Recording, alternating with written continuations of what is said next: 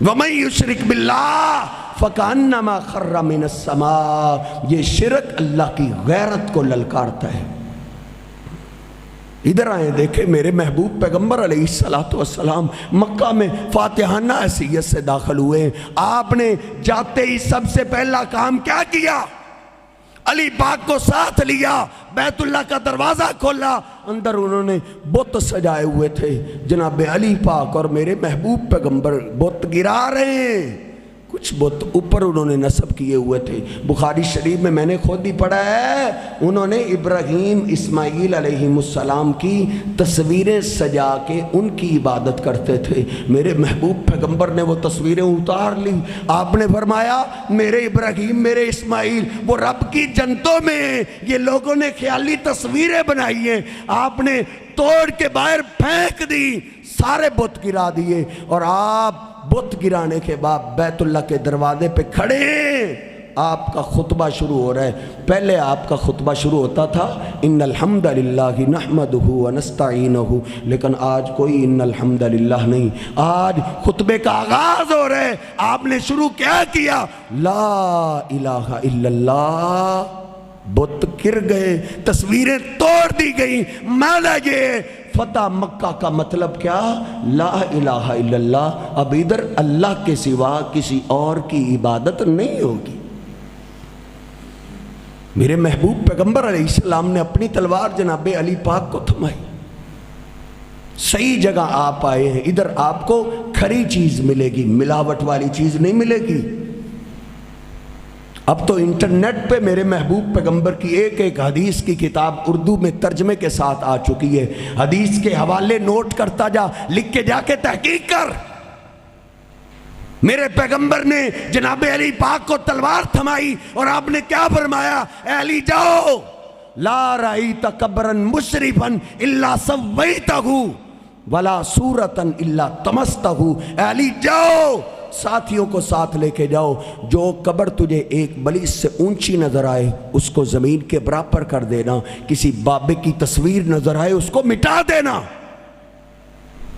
فتح مکہ کا مطلب کیا ہے؟ اب نہ کسی بزرگ کی عبادت ہے نہ کسی پیغمبر کی عبادت ہے، اب لا الہ الا اللہ، اب صرف ایک اللہ کی عبادت۔ بخاری شریف کھولو، نبی پاک صلی اللہ علیہ وسلم نے فرمایا میرے جریر بن عبداللہ کو لاؤ۔ جریر بن عبداللہ کو، جریر بن عبداللہ ہے، میرے ماں باپ آپ پہ قربان ہو، کیا بات ہے؟ آپ نے فرمایا الا تریحنی یا جریر، اے جریر میرا دل بڑا بے قرار ہے، کیا تو میرے دل کو سکون نہیں پہنچا سکتا؟ سیدنا جریر رو پڑے، عرض کرتے میرے ماں باپ آپ پہ قربان ہو، جریر آپ کو سکون کیسے پہنچا سکتا ہے؟ آپ نے فرمایا وہ میرے جریر یمن میں کان بیتن یقال لہ الکعبۃ الیمانیہ، وہ جریر یمن کے اندر ایک لوگوں نے دربار بنایا ہے، اس کو کہا جاتا ہے یہ یمنیوں کا کعبہ ہے، ادھر حج ہو رہا ہے جریر، اس دربار کا طواف ہو رہا ہے۔ کہتے ہیں جو مکہ میں نہ جا سکے وہ یمن میں اس گھر میں آ کے اس دربار پہ آ کے حج کر سکتا ہے۔ اے جریر اونٹوں والا لشکر ہمیں نہیں چاہیے، گھوڑوں والا لشکر تیار کرو اور جلدی ادھر پہنچ کے اس دربار کو ختم کرو۔ سیدنا جریر کہتے ہیں 150 میں نے گھوڑوں کا لشکر تیار کیا، 150۔ میں نبی پاک صلی اللہ علیہ وسلم کی خدمت میں حاضر ہوا، میں نے عرض کی اللہ کے رسول 150 گھوڑ سوار تو میں نے تیار کر لیے، گھوڑے بھی آ گئے، لشکر آ چکا ہے، تیار ہو چکا ہے، لیکن اللہ کے رسول آپ کے جریر کو گھوڑے پہ سواری کرنی نہیں آتی۔ ہم تو شروع سے اونٹوں پہ سواری کرتے ہیں، گھوڑے پہ آج تک میں نے سواری کی ہی نہیں۔ نبی پاک صلی اللہ علیہ وسلم نے میرے سینے پہ ہاتھ رکھا، فرماتے ہیں آپ نے ہاتھ رکھا، اس کی ٹھنڈک فرماتے ہیں آج تک میرے سینے میں موجود ہے۔ قربان جائیں آپ رحمت للعالمین ہے، آپ کی ذات بھی رحمت ہے، آپ کا وجود بھی رحمت ہے، آپ کی بات بھی رحمت ہے، آپ کا دین بھی رحمت ہے۔ نبی پاک صلی اللہ علیہ وسلم نے مجھے اور آپ کو رحمت ہی رحمت سکھائی ہے۔ آپ نے فرمایا، اللہ سے دعا کی، اللہم ثبتہ، اے اللہ یہ تیرے دین کے لیے، تیری عزت پہ جنہوں نے حملہ کیا ان کو ختم کرنے کے لیے جا رہا ہے، اے اللہ اس کو گھوڑے پہ مضبوط کر دے۔ جریر کہتے ہیں اتنی آسانی سے سواری تو اونٹ پہ بھی نہیں ہوتی تھی جتنی آپ کی دعا کے بعد گھوڑے پہ میں نے سواری کی۔